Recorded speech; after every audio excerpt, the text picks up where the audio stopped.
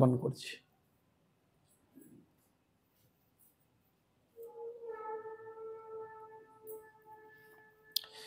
প্রশ্ন, মন্ত্র কাহাকে বলে?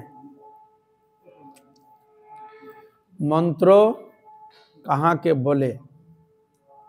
উত্তর বলছেন, যে বস্তু বিষয় হতে ভাগ্য দর্শন হতে আমাদিগকে উদ্ধার করতে পারে তাহাই মন্ত্র। যে বস্তু বিষয় হতে ভোগ্য দর্শন হতে আমাদিগকে উদ্ধার করতে পারে তাহাই মন্ত্র।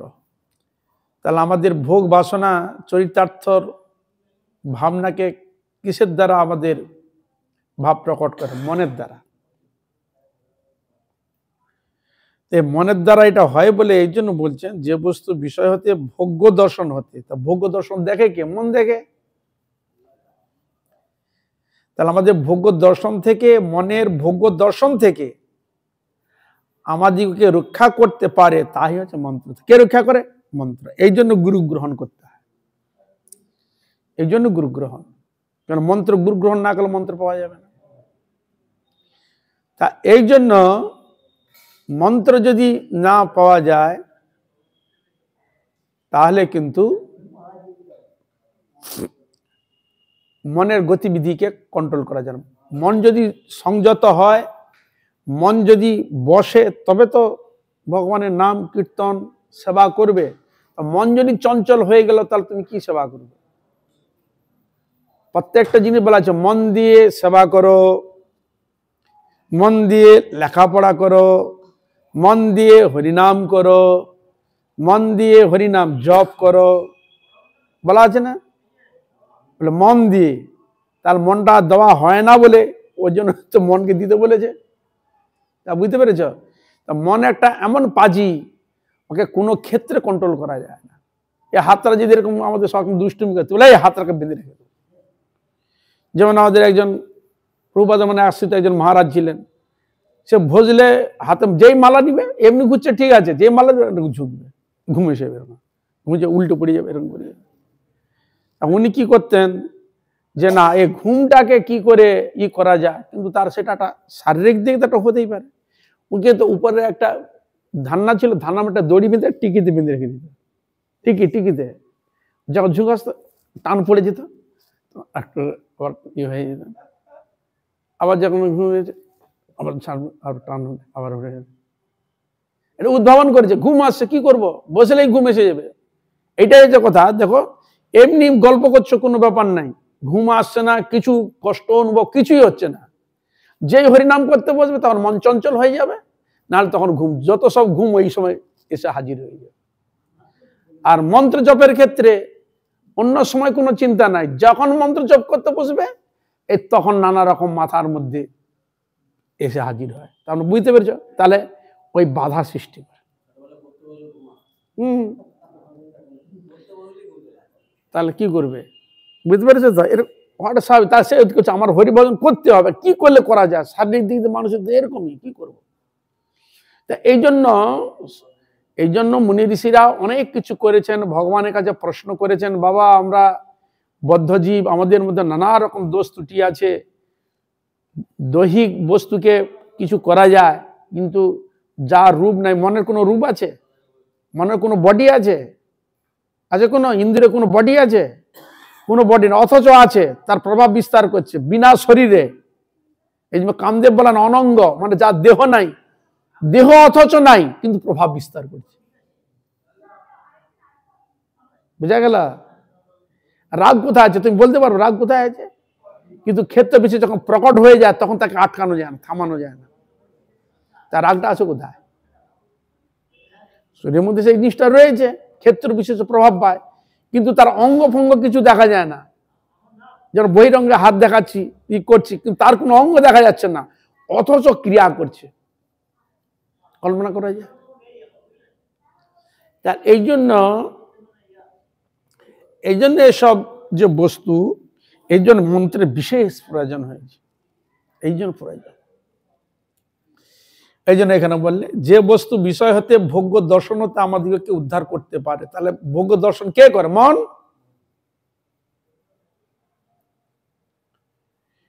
তার ভোগ দর্শন হতে আমাদেরকে উদ্ধার করতে পারে, তাহাই হচ্ছে মন্ত্র।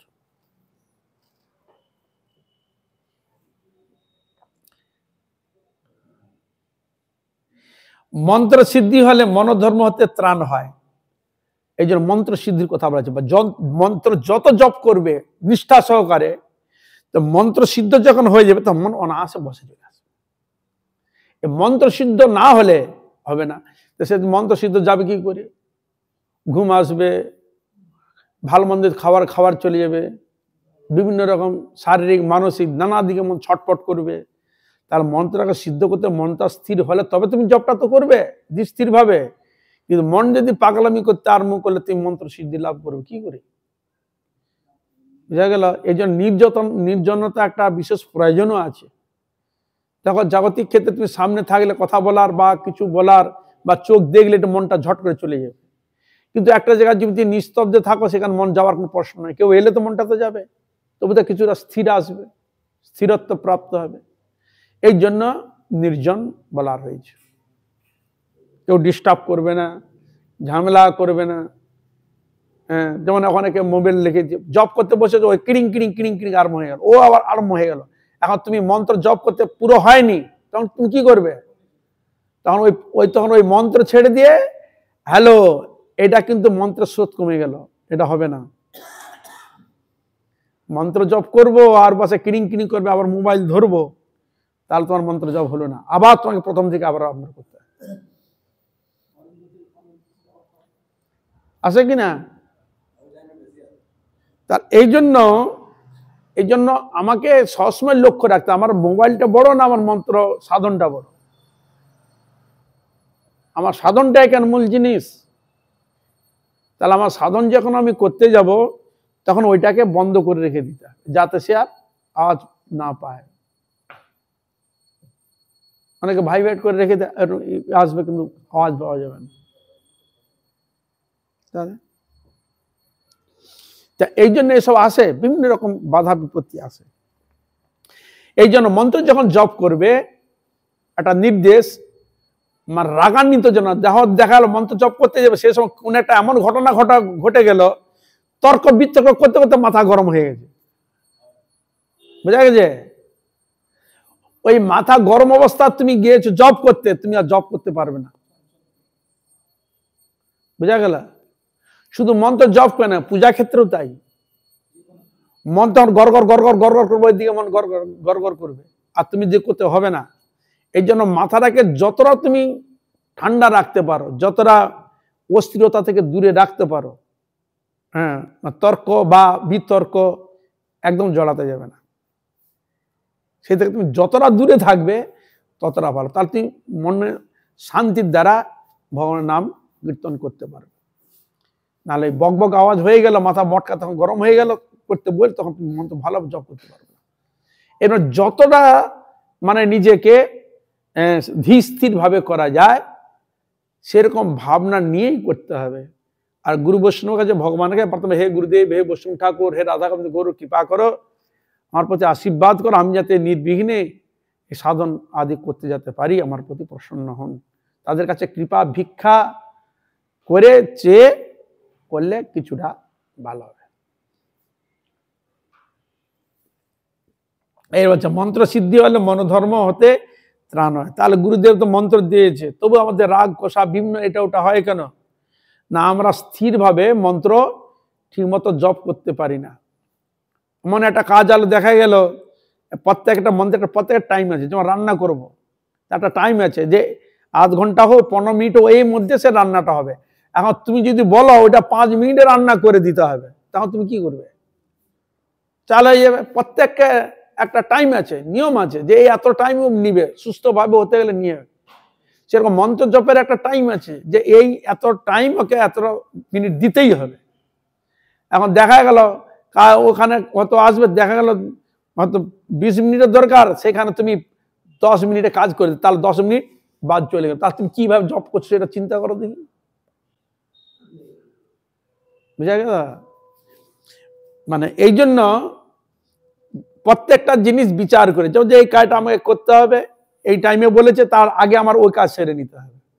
আর যদি দেখো যে না ওই কাটা যদি করতে আমার টাইম, তাহলে এই কাটাকে করে দিই, তারপরে ধীরে সুস্থে বুঝি, তাহলে মেনটেন করা যায়। তা এই জন্য সাধন ভজনকে ঠিক রাখতে গেলে এর বিচার বিবেচনা করে টাইম তাকে দিয়ে করতে হবে। মন্ত্র জপের এটাও একটা নিয়ম, শুধু মানে মন্ত্র জপ করে উঠে চলে এলাম তা নয়।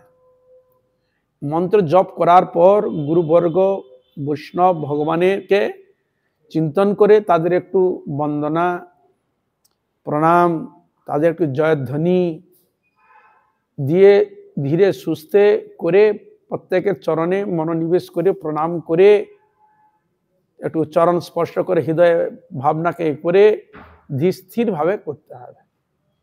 নাহলে কোনো রকম মন্ত্রটি কোনো রকম জপে দিয়ে চলে গেলাম, তাহলে ওটা মন্ত্র জপ হলো না, বাতাসে ওইটাও হবে না, ওটাও হবে না। আর মন্ত্র ঠিক মতো না জপলে মন অস্থির থাকবে, চঞ্চল থাকবে। এই জন্য স্থির ভাবে করতে হবে, তবে হবে। ভগবানকে স্মরণ করে জয়ধ্বনি দিয়ে একটু কৃপা যাঞ্চা করে মন্ত্র জপ করতে বসতে হবে, এবং মন্ত্র জপ হয়ে গেলে তাদেরকে নমস্কার প্রণাম একটু জয়ধ্বনি দিয়ে ধীরে সুস্থে ভক্তি শ্রদ্ধা করবে।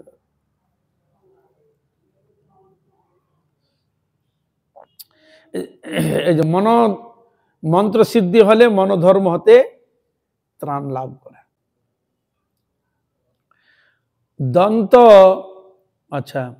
দম্ভ পরিত্যাগ না করলে গুরু সেবা কৃষ্ণ সেবা কিছুই হবে না। স্বতন্ত্রতাই হচ্ছে দম্ভ, বুঝলেন? স্বতন্ত্রতা, যিনি ভজনকারী ব্যক্তি হবেন বা হরি সাধন যিনি করবেন বা স্বগোষ্ঠীর মধ্যে যখন থাকবেন, তখন একটা আনুগত্য স্বীকার করতে হয়, একটা আনুগত্যে থাকতে। প্রত্যেক কাজ করতে গেলে একজন একটা আনুগত্যে থাকতে হয়। প্রত্যেকটা কাজে দেখো, ব্যাংকে থাকো, তার মধ্যে ম্যানেজার আছে, তার ম্যানেজার যা বলবে সেই তাকে কাজ করতে হয়। সেরকম মঠ মন্দিরে সেরকম থাকবে, যিনি পরিচালনা করেন তাদের আনুগত্যে নিয়ম মাফিক কাজ করাটা ভালো। আর যদি বলে আমি স্বতন্ত্রভাবে সবকিছু করব না, মানে যেটাকে বলা হয় আনুগত্য স্বীকার করব না, তাহলে কিন্তু ভজন হবে না। প্রত্যেকটা জায়গায় আনুগত্য রয়েছে, সংসারও তাই। একজন হেড আছে, তার অনুমতি যেটা বলবে সেটা করবে। সে বলে না আমি তোমার কথা শুনবো না, কোনো কিছু শুনবো না, করবো না কোনো, তাহলে হবে কি? অশান্তি হবে। এই জন্য আনুগত্যটাই হচ্ছে ধর্ম। যেখানে আনুগত্য থাকে না সেখানে কি হবে? এটা মেনে চলে সবাই মিলেমিশে মেনে চললে সেটা ভালো। আর আনুগত্য একজন যদি আনুগত্য যে না করে, আরগুলো থাকবে, সেও বলে তো ও করে না আমিও করবো না, এরকম করতে করতে কি হবে? পুরোটাই গড়বড় হয়ে যাবে। এই জন্য আনুগত্যে সেবা, আনুগত্যে ধর্ম। গুরুবর্গ তার নেই, তাতে কি হয়েছে? যখন ছিলেন আছেন এক স্বরূপে, কিন্তু তার উপদেশ, তার বাণী যেরকম আমাদের পরিচালনা করেছিলেন, আদেশ দিয়েছিলেন, যে যতটুকু পারে সেটা করার চেষ্টা করাটাই হচ্ছে ভালো, মঙ্গল। নাহলে হবে না। এর বলছে দম্ভ পরিত্যাগ না করলে গুরু সেবা কৃষ্ণ সেবা কিছুই হবে না, স্বতন্ত্রতাই দম্ভ। এখানে বলছে দম্ভ কাকে বলে? বলে স্বতন্ত্রতাই হচ্ছে দম্ভ।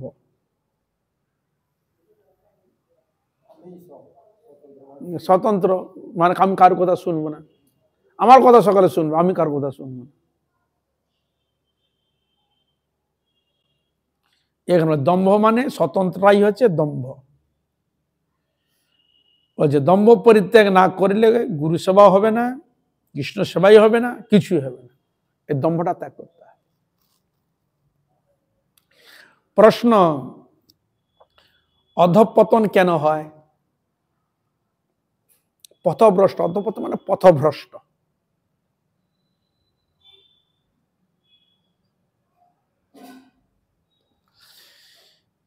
প্রশ্ন উত্তরে বলছে যদি কোনো প্রকার দম্ভ এসে উপস্থিত হয় তাহলে গুরুপাদ পর্বের নির্দেশ পালন বা মন অভীষ্ট সেবা তো করতেই পারবই না, বরং অধঃপতন উপস্থিত হয়। এখানে বলছেন যদি কোনো প্রকার দম্ভ এসে যায়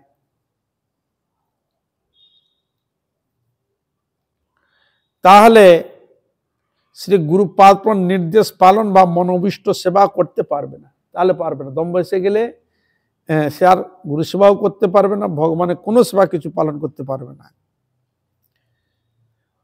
তাতে কি হবে বলছে অধঃপতন উপস্থিত হয়। তখন মন কোথায় চলে যাবে? অন্যদিকে চলে যাবে। মানুষের অধঃপতনের পূর্বে অশ্রদ্ধা বলে একটা জিনিস আছে। এই যে বলছে অধঃপতন কখন বলছে? মানুষের অধঃপতনের পূর্বে, মানে অধঃপতনের আগে কি হয় না? অশ্রদ্ধা। প্রথমে শ্রদ্ধা ছিল, খুব দেখেছিল, যে অশ্রদ্ধা হয়ে গেল ব্যাস, তখন সে দেহ অন্যদিকে পরিচালিত হতে আরম্ভ করল। অন্যদিকে এরকম দেখা গিয়েছে। প্রথমে দেখা খুব শ্রদ্ধা, খুব ভক্তি দেখাচ্ছে, ওরে বাবার জন্য এরকম ভক্তি হয় না, খুব আনুগত্য খুব দেখাচ্ছে। যে কোনো বশত, কোনো কারণবশত কিছু একটা তো হয়েছে, তাকে আর পড়বার করছে না, বুঝলে, আর কিছু না, তাকে এড়িয়ে চলছে, মানছে না। তার মানে অশ্রদ্ধা করছে। শ্রদ্ধা করলে তো মানবে, কথাটা নিবে। তাহলে আমরা কথাটা মানেনি, তার মানে কি? অশ্রদ্ধা, তাকে শ্রদ্ধা করছে না।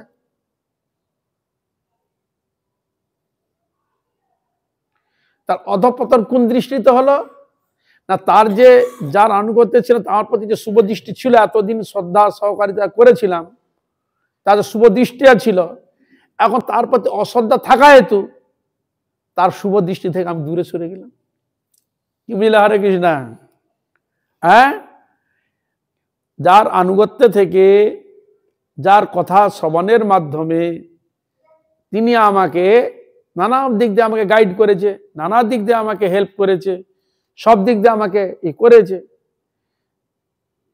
শ্রদ্ধা দ্বারা সবকিছু করেছি, যে কোনো কারণবশত যখন কিছু হয়ে গেল তখন তার প্রতি হয়ে গেল অশ্রদ্ধা, তখন তার কোনো কথাকে আর মানছে না, করছে না। তাহলে তোমার প্রতি যে তার শ্রদ্ধা ছিল বা ছিল, তোমার প্রতি থাকবে কি বলো? তার থেকে তুমি দূরে সরে গেলে। তুমি হয়তো এখান থেকে গেলে নিশ্চয় তুমি আর একটা তো কারো কাছে নিশ্চয়ই যাবে, সেখানে এরকম করে হঠাৎ কিছু হলো, সে দেখালো ওইরকম আউট হয়ে গেল। তার মানে কি এই জগতে এইটাই, জগৎটা হচ্ছে স্বার্থর জিনিস, স্বার্থ, জগৎটা হচ্ছে স্বার্থপর জায়গা। এখানে স্বার্থ ছাড়া কেউ কিছু করে, কারো কিছু করে না। স্বার্থটাই হচ্ছে এখানে মূল জানিয়েছে। সাধন ভজনটা যদি করতে হয় সেখানে স্বার্থ থাকবে না। যখন সাধন ভজনের জায়গায় যখন স্বার্থ যখন ঢুকিয়ে দিবে, সেখানে গন্ডগোল হয়ে যায়। বুঝা গেল? এই জন্য হরিভজন কৃষ্ণ ভজন করতে গেলে কোনো স্বার্থ হবে না, কারণ এখানে সকলে মিলেমিশে হরিভজন করবে, সকলে মিলেমিশে থাকবে। আজ আমার একটা প্রয়োজন হচ্ছে, এটা আমার দ্বারা সম্ভব না, একজনের প্রয়োজন আছে, তাহলে আমার ওইটাকে করতে গেলে আমি যদি না পারি, আমাকে হেল্প করা যদি একজন না থাকে, তাহলে আমি করতে পারবো কি? এই জন্য ছিল ভক্তি সিদ্ধান্ত সহিত প্রভুপাদ বলেছিলেন যে আপনারা মিলিয়া মিশিয়া হরিভজন করিবেন, মিলিয়া মিশিয়া হরিভজন করিবেন। তাহলে সকালে যদি এক নীতি, এক নিয়মে, এক আদর্শ যদি আমরা চলি, সেখানে কোনো অসুবিধা আছে কি? কোনো অসুবিধা নেই। একের হাতে 10টা হাত পাওয়া যায়। সকালে হেল্প করলো, চলো আমিও তোমাকে হেল্প করছি, চলো আমরা হেল্প করছি, চলো। তা দুজনে উভয়ের আনন্দ, সেখানে আনন্দ আসবে। কিন্তু একজন বলে কীর্তন করে খোলটা নেই, একজন দেখলো খোলই নিল না, সে কীর্তন করা যে তার যে ইচ্ছাটা ছিল সে থাকবে?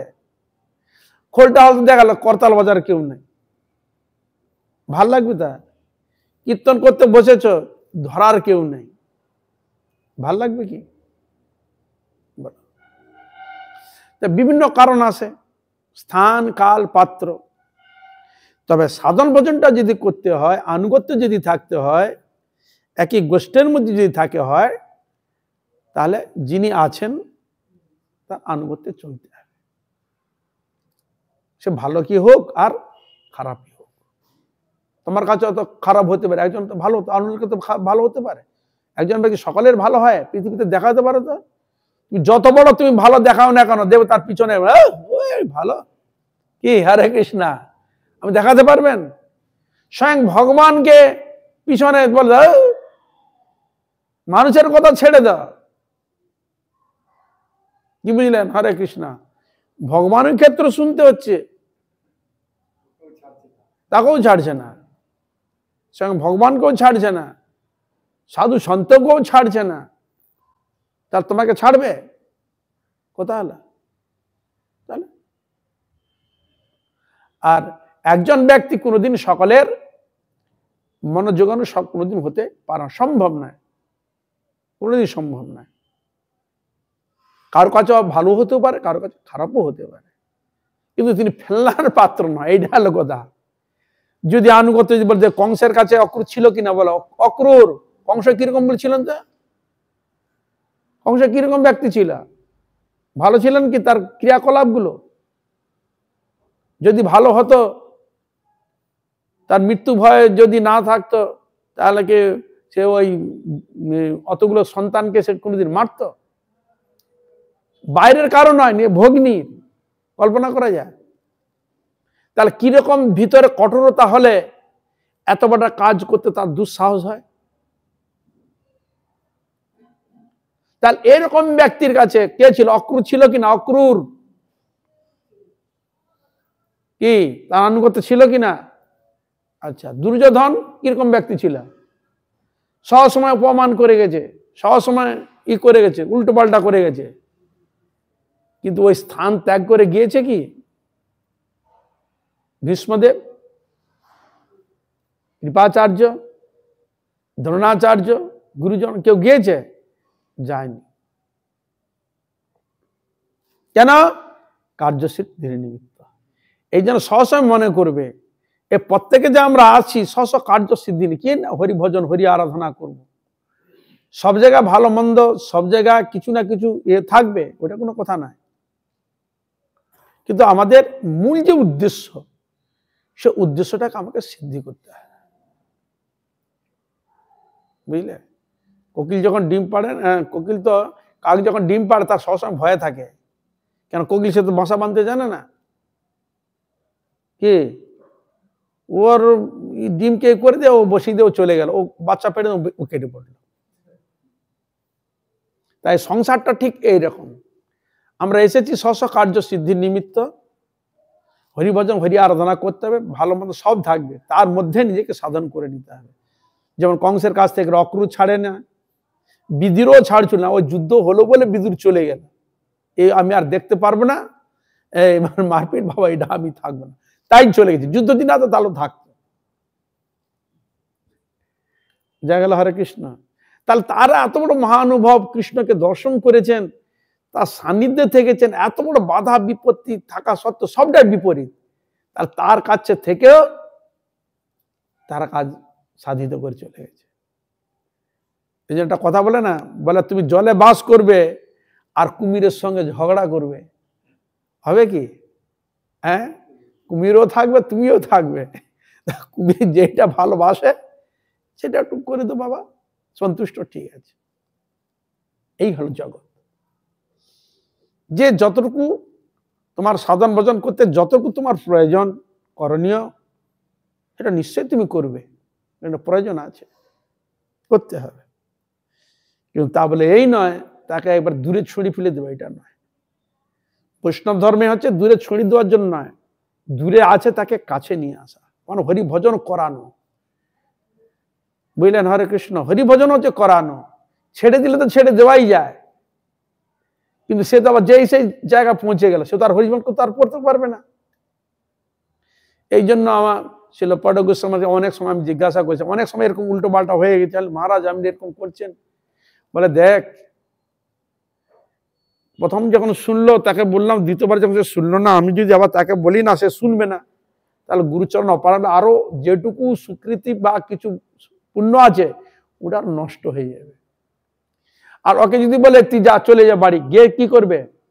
হরিভজন করবে, আবার সেই আর মধ্যে পঙ্কের মধ্যে পড়ে যায় না। তা যাইও, এখানে এসে তো একটু হরিনাম শুনছে, একটু যা কিছু একটা করছে, তবু তো মন্দিরও কিছু তো সে পাচ্ছে। কিন্তু ছেড়ে দিতে একবার ছেড়েই চলে গেল, তা সে তো আর কিছু পাবে না। দেখুন কিরকম বিচার। মানে তিনি আরাধনা করতে এসেছেন, তাকে আরাধনার সুযোগ দিতে হয়। আরাধনা করো, যতটা পারো তুমি তাকে হেল্প করো, সাহায্য করো, করলে তোমারও মঙ্গল, ওরও মঙ্গল, উভয়ের মঙ্গল। আর এইটাই তো বৈষ্ণবের নীতি। আশ্রিত জনকে বা অনুগত জনকে কোনোদিন ছাড়তে নাই, তাকে সাহায্য করবে। কেউ যদি হরিভজন করতে চায়, হরিভজন তাকে সুযোগ দিবে। সেবা যদি করতে চায়, তাকে সেবার সুযোগ দিবে। যে যেরকম ব্যক্তি, সে যে নাও পারে, হয়তো করার ক্ষমতা আছে, কিন্তু তাকে শিখিয়ে দিলে সে করতে পারে। এটা কোন ব্যাপারই নেই, শিখে নেবে, সব হবে, ধীরে ধীরে ধীরে ধীরে হবে। আর আর আমার ভজন করার বা কিছু শিক্ষা গ্রহণ করার, কিছু করার, এ প্রবৃত্তিটা আমার কাছে থাকা চাই। এ প্রবৃত্তি যদি আমার না থাকে, আমি কিছুই শিখবো, আমার সামনে হাজার জিনিস আমাকে বললেও আমি শিখতে পারবো না। কিন্তু আমি শিখবো, জানবো, বুঝবো, এরকম প্রবৃত্তিটা থাকা চাই, তবে হবে মঙ্গল। এই জন্য বললেন, মানুষের অধঃপতনের পূর্বে অশ্রদ্ধা বলে একটা জিনিস। এই জন্য অশ্রদ্ধা যখন হয়ে যাবে, তখন তার অধঃপতন হয়ে যাবে। এই যতগুলো দেখেছি এ পর্যন্ত ছিল, কেউ করেছে গুরু বৈষ্ণবের নিন্দা, কেউ কাউকে মানেনি, কেউ কিছু করেনি, তারাই ফেসে গেছে। কেউ চলে গেছে সংসারে, কেউ চলে গেছে অন্য জায়গা দিয়ে, সবকিছু হরিনাম মালা ভগবানের নাম ছিল, সবকিছু ছেড়ে দিয়ে পূর্বে যে সব জিনিস গ্রহণ করত, সেই পর্যায়ে চলে গেছে। কেন? মহৎ অতিক্রম করলে এরকম হয়। এই মহৎকে অতিক্রম করতে হবে, বুঝা গেল?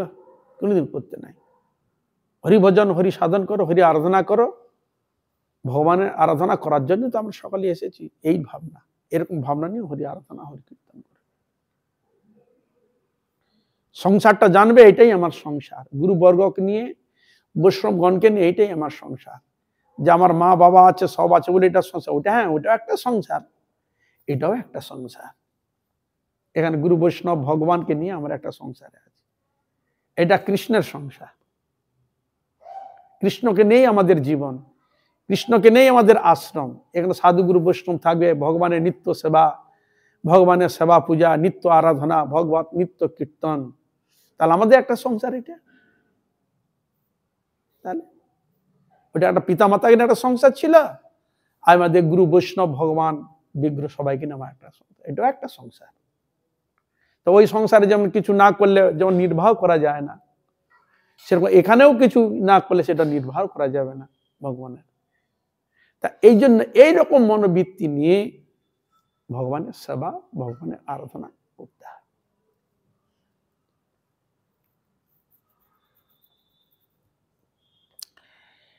এই জন্য কোনোদিন যে বৈষ্ণব, হ্যাঁ বৈষ্ণবের আর একটা থিওরি দেখবে, বৈষ্ণবের আমাদের বৈষ্ণব যে সদাচার, বৈষ্ণব দিকে প্রণাম করবে, সে ছোট হওয়ার বড় হোক, বুঝলে?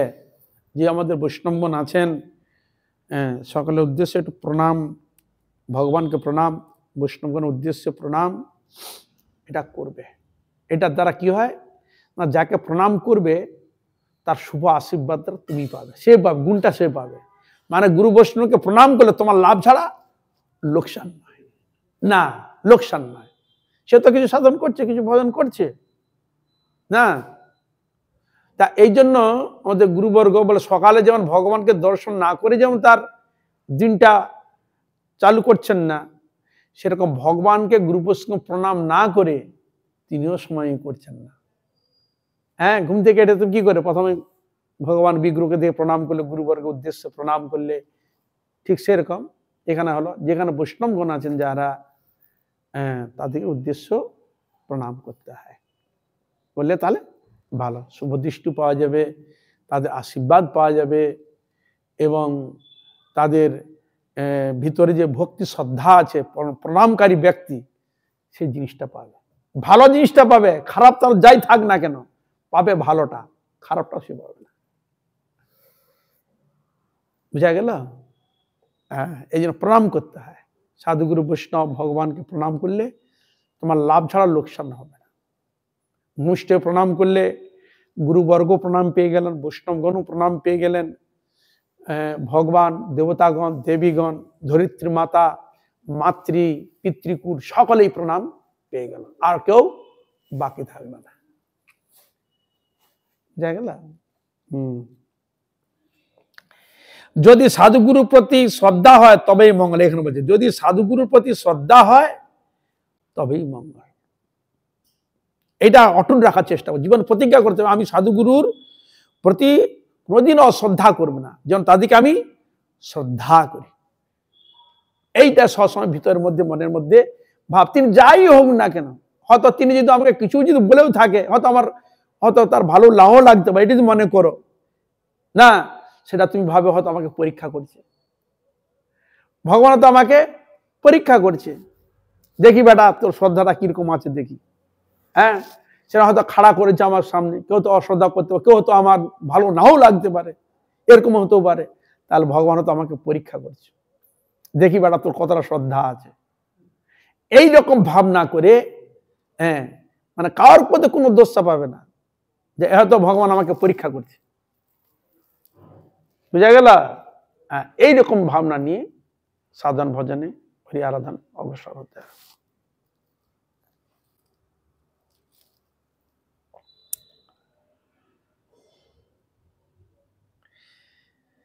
নতুবা সর্বনাশ হয়ে যাবে, সংসার স্পৃহা বেড়ে যাবে। এই যে বলছে সাধুগুরু বৈষ্ণবের প্রতি অশ্রদ্ধা যদি হয় তাহলে সংসারের প্রতি স্পৃহা বেড়ে যাবে, যেইটুকু ছিল সেইটি নষ্ট হয়ে যাবে। এই জন্য রাখতে হবে। এই জন্য সর্বপ্রথম লেখা সাধু নিন্দা, গুরু নিন্দা, বৈষ্ণব নিন্দা সর্বপ্রথমে লেখা আছে, সর্বপ্রথম দেখেছি এগুলো। মানে এই দিকে থেকে দূরে থাকবে, এগুলোকে মনের মধ্যে আনবে না, কিছু যাই হোক না কেন ভিতর মনের মধ্যে একদম আনবে না। যদি কেউ কিছু বলেও যদি থাকে সেটা মনের মধ্যে জমা করে রাখবে না, ভিতর থেকে বের করে দিবে। হ্যাঁ,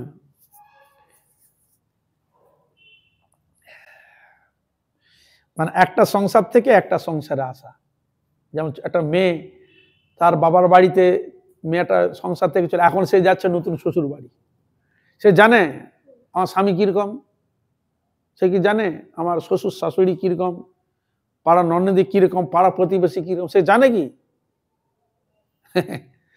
কেউ জানে না। সে এখন ওই অবস্থা কি করবে, চুপচাপ এখন দেখবে, পরিবেশটাকে দেখবে, কত কি বলবে দেখবে। এবার পরিবেশ দেখতে দেখতে আস্তে আস্তে আস্তে পুরো পরিবেশটাকে এবার খাপ খাবি নেবে, খেতে খেতে খেতে খেতে খেতে এবার সে জানতে বললো, তখন সে ঠিক হয়ে গেল। সেরকম সাধন ভজন ক্ষেত্র ঠিক এইরকম, ধীরে ধীরে ধীরে ধীরে ধীরে ধীরে ধীরে খাপ খাবি যাবে। কে কিরকম তো আমরা জানি না, শ্রদ্ধা ভক্তি অনুরাগ কার কিরকম তো আমরা জানি না, ধীরে ধীরে ধীরে ধীরে কার কিরকম নেচার ধীরে ধীরে দেখতে দেখতে আস্তে আস্তে আস্তে আস্তে সে সব জেনে নিবে, ঠিক হয়ে।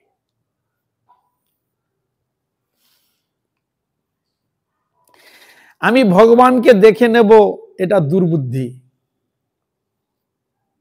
বললেন হরে কৃষ্ণ। অধঃপতন যখন আসে তখন বলে আমি ভগবানকে দেখে নেব। এটা কে বলেছিল? হিরণ্যকশিপু। হিরণ্যকশিপু বলেছিল বিষ্ণু তোমাকে বধ করে তোমার রক্ত দিয়ে তর্পণ করব। আর ভগবান কিছু ধরাশোনা করতে পারবে তো? তবে তো কংস তো আর ভগবানকে করতে গেল, ও তো যুদ্ধ করতে গিয়ে নিজে ফেসে গেছে। যাই হোক, তো এরকম আমি দেখে নেবো বুঝে নেবো, কোনো দেবে না। আমি ভগবানকে দেখে নেবো, আর তুমি যদি বলো না আমি বৈষ্ণবগণকে দেখে নেবো, গুরুদেবকে আমি দেখে নেবো, কোনোদিন দুঃসাহস করতে যাবে না। ভগবানের সঙ্গে, গুরুবর্গের সঙ্গে আর বৈষ্ণবগণের সঙ্গে এরকম কোনোদিন দুঃসাহস করতে যাবে না।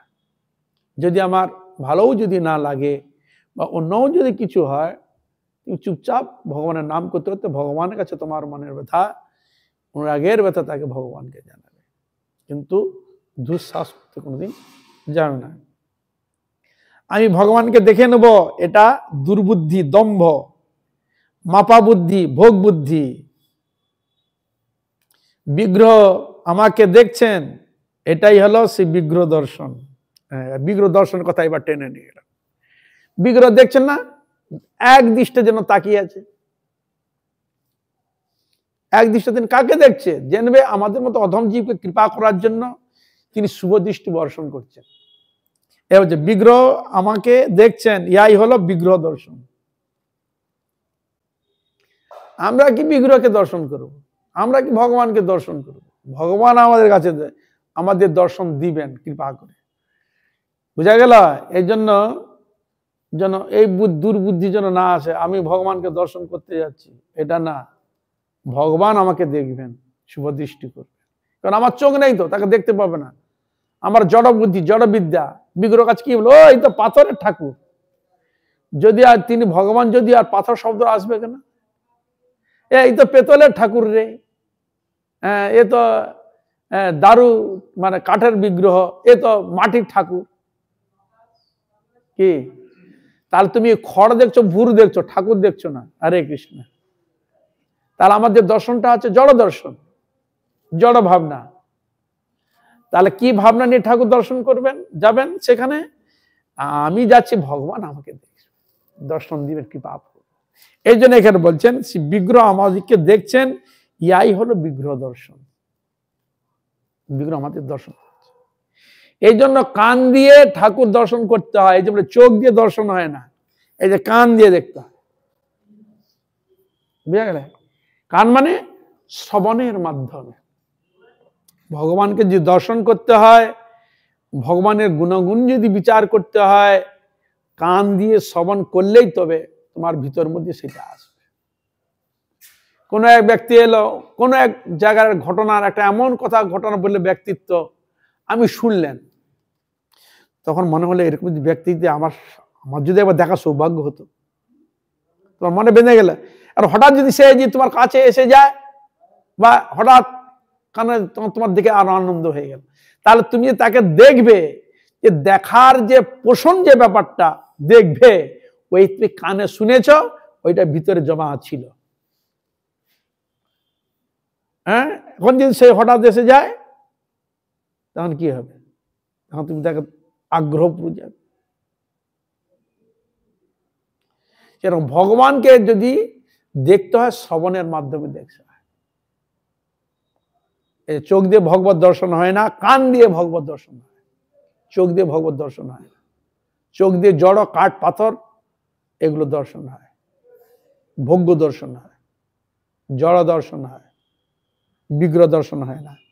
শ্রবণের মাধ্যমে দর্শন করতে হয়। এই যে বিগ্রহ দেখছো,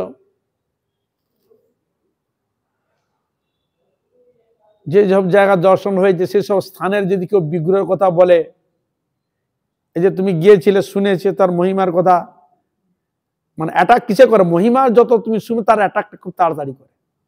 শোনার সঙ্গে সঙ্গে বিগ্রহ ছবি সামনে এসে যাচ্ছে, হৃদয়ের মধ্যে প্রতিফলিত হচ্ছে, দর্শন হচ্ছে।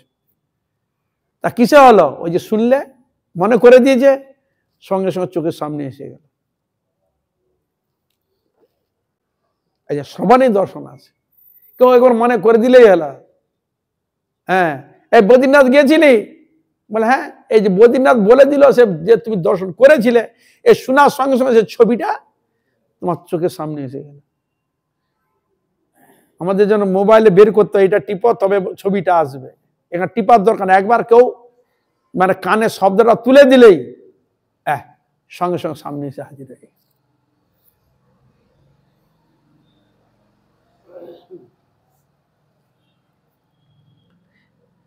এই জন্য বলছে ঠাকুর দর্শন করতে হয়, ঠাকুরের কৃপা দৃষ্টি লাভের জন্য, ঠাকুরের সুখের জন্য ঠাকুরের কাছে যেতে হয়। দৈন্য আরতি নিয়েই তবেই মঙ্গল হয়। এই জন্য বলছেন ঠাকুর যখন দর্শন করবে, ভগবান যখন ঠাকুরের কাছে যখন তুমি যাবে দর্শন করতে হয়, ঠাকুরের কৃপা দৃষ্টি লাভের জন্য ভগবানের কাছে যেতে হয়। ভগবানের কাছে যাব, ভগবানই দর্শন করবেন আমাকে। তা ভগবানের কাছে গেলে ঠাকুরের কৃপা দৃষ্টি লাভের জন্য যেতে হবে। আর ঠাকুরের সুখের জন্য, তাহলে তুমি যাচ্ছ ঠাকুরের কাছে কিসের জন্য? ঠাকুরের প্রীত্যার্থে। এইটা মনে রাখবো, আমার সুখের জন্য আমি যাচ্ছি না। আমার সুখের জন্য যাচ্ছি না, আমি প্রভুর সুখের জন্য আমি যাচ্ছি। বলে এখানে প্রভুর সুখ কি? না, প্রভু সুখ এটাই না, প্রভু তো জীবকে দয়া করতে তো তিনি এসেছেন। তুমি যদি রোজ যাও তাহলে ভগবান যা হয় যে আমার কাছে যে রোজ আসে, ভগবান খুব সন্তুষ্ট হয়। হ্যাঁ, জগতের লোক জড় বস্তুকে প্রাপ্তির জন্য ছুটে যায়, আসে না। হ্যাঁ, আর এরা আমার কাছে এসেছে, তাহলে আমি যে আমার কাছে এসেছে তার মানে কি? আমাকে সুখ দিতে এসেছে। প্রভু তুমি তো কৃপা করো, এই যে তোমার কাছে এলাম। তার যা এ বদ্ধজীব হলেও আমার কাছে আসছে, সেটা তিনি খুব সুখ অনুভব করেন। যেমন কোনো সন্তান, অবাধ্য সন্তান, পিতার কথা একদম শুনতো না, একদম শুনছে না, বারবার বারবার বলছে, শুনছে না। এখন বাবা যখন মৃত্যু শয্যায় শায়িত রয়েছে, হ্যাঁ, তখন সে তখন ভাবলো যে এতদিন তো আমি শুনিনি, কিছু করিনি, বাবা এখন শয্যায় আছে, কিছুটা সেবা করার তো সুযোগ পাই, দিয়েছেন। শরীর খারাপ মানে কি, সেবার সুযোগ দিয়েছে আমাকে, তা একটু সেবা করি। এই যে সেবা করলো, এতদিন অতরাই করেনি, এই যেই সেবা করলো, পিতার আশীর্বাদ কৃপাটা সে পেয়ে গেল। কেন? সে সন্তুষ্ট হলো, যা এতদিন শুনছে। তাই এরকম আমরা বদ্ধজীব এতদিন ভগবানের নাম করি না, গুণগান কীর্তন করি না, মন্দিরেও যাই না, কোথাও যাই না, ভগবান তো অন্তরে সব জানে। এখন সেই ব্যক্তি যদি হঠাৎ যদি রোজ ভগবানের কাছে আসে, তা ভগবান কত সন্তুষ্ট, যা ছেলেরা আসছে তো আমার কাছে, আমার ছেলে আমার কাছে। ভগবান চায় আমার ছেলে আমার কাছে আসুক, সব প্রত্যেকটা জীব আমার কাছে আসুক। আমি আছি আশ্রয়দাতা, এই জগতের আশ্রয়তা আর কেউ নেই, আমি হচ্ছে আশ্রয়দাতা, আমার কাছেই আসুক। ভগবান হলো, এই হলো বিচার। তাই ভক্ত বলে, দেখ আমার কথা শ্রবণ করিয়ে ওদিকে আমার কাছে নিয়ে আয়। এই জন্য ভগবান সেইভাবেই ব্যবস্থা নেয়। আটা বললেন কি, দৈন আরতি নিয়ে তবেই মঙ্গল হয়। বলছে ঠাকুরের কাছে যখন যাবে না, ভিতরে দই নয় আরতি, খুব আনন্দজনক থাকে। যা ভগবান ঠাকুর, ঠাকুর দেখে যেন আনন্দ হয়, যার মুখে একবার মুজড়ে গেল, না আছে আনন্দ, না আছে কিছু না, এরকম না। ঠাকুর গেলে আনন্দ ভোগ নিয়ে, ভক্তি আরতি নিয়েই যাবে। ঠাকুর তোমার, তুমি কত কৃপালু, কত দয়ালু, হ্যাঁ, জীবকে কৃপা করার জন্য প্রভু তুমি, সেই কোথায় গোলক বৃন্দাবন, সেখানে নিত্য তুমি পরি করে সভা পেতে, আজ আমাদের মতো বদ্ধজীবকে কৃপা করার জন্য তুমি আজকে বিগ্রহ রূপে আমাদের কাছে এসেছো। এটা কত আমাদের সৌভাগ্য। ঠাকুর তুমি কত কৃপাময়, কত দয়াময়। ঠাকুরের কাছে তার গুণগান সূচক, আরতি সূচক। আর তুমি তো ভাবে ঠাকুর তুমি কৃপালু, কিন্তু আমি এত ধন, তোমার কৃপা থেকে আমি বঞ্চিত। তুমি আমার প্রতি প্রসন্ন হও হে ঠাকুর, হে গোবিন্দ, যেন তোমার প্রতি আমার অনুরাগ, প্রীতি, ভালোবাসা যেন জাগে, যেন তোমার গুণগান কীর্তন করতে পারি, তোমার সেবা করতে পারি, যে তোমাকে যেন ভুলে যেন না যাই, যত দুঃখ কষ্ট যত যাই হোক না কেন, যেন তোমার চরণে যেন আমি নিজেকে নিযুক্ত করে তোমার সবসময় যেন কৃপা লাভ করতে পারি।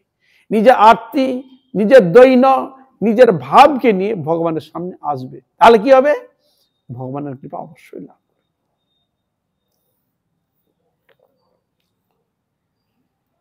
ভোগ ও ত্যাগে শ্রদ্ধা না থাকার মানে ভগবানে শ্রদ্ধা, ভোগে ও ত্যাগে শ্রদ্ধা না থাকা মানে ভগবানের শ্রদ্ধা। আর শ্রদ্ধা যদি বিশ্বের উপর বা বিশ্ববাসীর উপর হয়, তাহলে সেটা হলো ভোগ।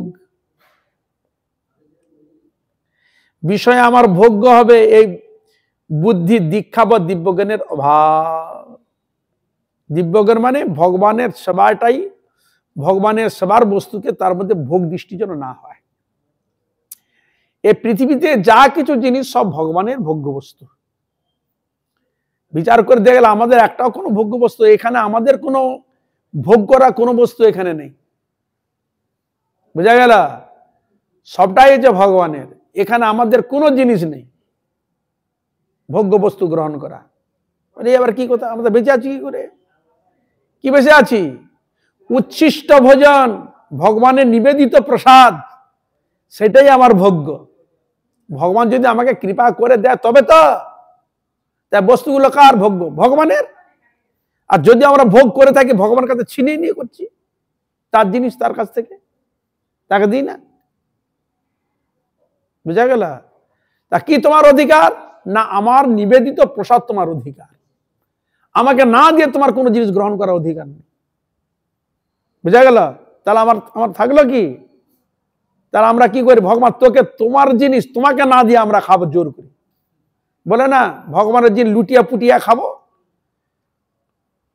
জন্মগ্রহণ করছে ন্যাংটা হয়ে হাত মুঠো করে এসেছে, কিছুই নিয়ে আসেনি। সকলেই যারা জন্মগ্রহণ করেছে কেউ কিছু জিনিস নিয়ে আসেনি, কিন্তু অথচ ভগবানের জিনিস তাকে না দিয়ে আমরা খাই। তাহলে জিনিসগুলো কার? সব ভগবানের। আমার বলতে কিছু নেই। আমার বলিতে প্রভু আর কিছু নাই, তুমি আমার মাত্র পিতা বন্ধু ভাই। বুঝা গেল? আমার বলিতে প্রভু আর কিছু নাই, তুমি আমার মাত্র পিতা বন্ধু ভাই। বুঝা গেল? হরে কৃষ্ণা। তাহলে আমার বলতে কিছু আছে? কিছুই নাই। আমরা এখানে হায় উতাস করি বটে, সেটা ফালতু। কিছুই আমাদের নাই। কি ছিল তুমি হারিয়েছ? কি ছিল তুমি নষ্ট করেছ? কি তুমি নিয়েছিলে যে তোমার হারিয়ে গেছে আজকে? বলো, কি তুমি নিয়েছিলে কিছু সঙ্গে করে? কি তুমি নিয়েছিলে যে তোমার মুখ মুন্ড দিন হারিয়ে গেছে? তুমি তো একাই এসেছিলে হাত মুঠো করে। তাহলে এর জন্য এখানে যে তুমি মনে হারিয়ে থাকো সেটা ভগবানের ছিল, আমাকে দিয়েছিলেন, ভগবান তার ইচ্ছা নিয়ে চলে গেছে, তার জিনিসে নিয়ে গেছে। তো এখানে আমার ই করার কি আছে? তা এই জন্য সব প্রদত্ত বস্তু হচ্ছে সব ভগবানেরই। এখানে আমাদের কোনো কিছুই নাই। বরং আমরা ভগবানের জিনিসকে জোর করে, হ্যাঁ, কাড়িয়ে নিয়ে, ওষুধের মতো কাড়িয়ে নিয়ে জোর করে বসেছি, স্থানে বসেছি। ভগবান যদি কৃপা করে দেয় তবে পায়। যাকে দিন দিয়েছেন কৃপা করে সে পেয়েছে, আর যিনি কৃপা করে যাকে দেননি সে পাননি। বুঝা গেল? তাই এখানে সব হচ্ছে জগতে ভাগ্য ফেরের মধ্যে আমরা ঘুরছি। সব ভাগ্য, সব কর্ম, সেই কর্ম অনুযায়ী আমরা সব কিছু এই জগতে সেই একই চক্রবৎ পরিবর্তন হচ্ছে, ঘুরছি সব কিছু। আজ এখানে থাক সকল বৈষ্ণব, সকল কৃষ্ণ হরে হরে, হরে রাম হরে রাম, রাম রাম হরে হরে। সবাই বলুন হরে কৃষ্ণ হরে কৃষ্ণ, কৃষ্ণ কৃষ্ণ হরে হরে, হরে রাম হরে রাম, রাম রাম হরে হরে। হরে কৃষ্ণ কৃষ্ণ কৃষ্ণ হরে হরে, হরে রাম রাম রাম হরে হরে। হরে কৃষ্ণ কৃষ্ণ কৃষ্ণ হরে হরে, হরে রাম রাম রাম হরে হরে। হরে কৃষ্ণ কৃষ্ণ কৃষ্ণ হরে হরে, হরে রাম রাম রাম হরে হরে। হরে কৃষ্ণ কৃষ্ণ কৃষ্ণ হরে হরে, হরে Ram Ram Rama Hare Hare Hare Krishna Krishna Krishna Hare Hare Hare Rama Rama Rama Hare Hare Hare Krishna Krishna Krishna Hare Hare Hare Rama Rama Rama Hare Hare Nitai Gaur Hari Bol Hari Bol Hari Bol Hari Bol Nitai Gaur Hari Bol Hari Bol Hari Bol Hari Bol Gaur Hari Bol Hari Bol Hari Bol Hari Bol Nitai Gaur Hari Bol Hari Bol Hari Bol Hari Bol Jai Hari Bol Hari Bol Hari Bol Hari Bol Nitai Gaur Hari Bol Hari Bol Hari Bol Hari Bol Nitai Gaur Premanande Hari